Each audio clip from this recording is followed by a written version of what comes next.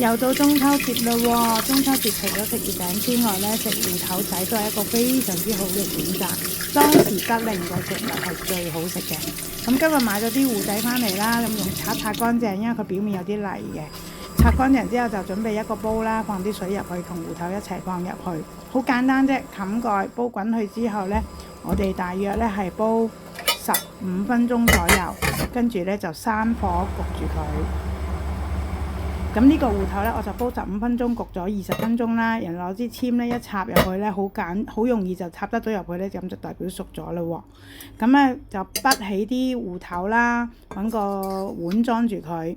咁如果我哋想搣嘅時候好搣啲，唔黐殼嘅話呢，又想快啲，唔等佢凍嘅話呢，我哋就可以淋啲凍滾水落去，令到佢個表面呢遇到冷水之後呢，佢就有冷縮熱脹啦，咁令到我哋容易啲剝皮嘅。咁而食嘅時候呢，亦都係好粉好糯啦，仲係暖暖地嘅。咁而家搣呢，都感覺到佢嗰種糯同埋嗰種滑啊，所以呢係非常之好食嘅一個食物嚟㗎。咁本身芋頭呢都可以對於高糖人士呢都係一啲良性嘅澱粉質嚟嘅。咁我哋食嘅時候呢，都係非常之放心嘅。希望大家鍾意今日嘅芋頭仔。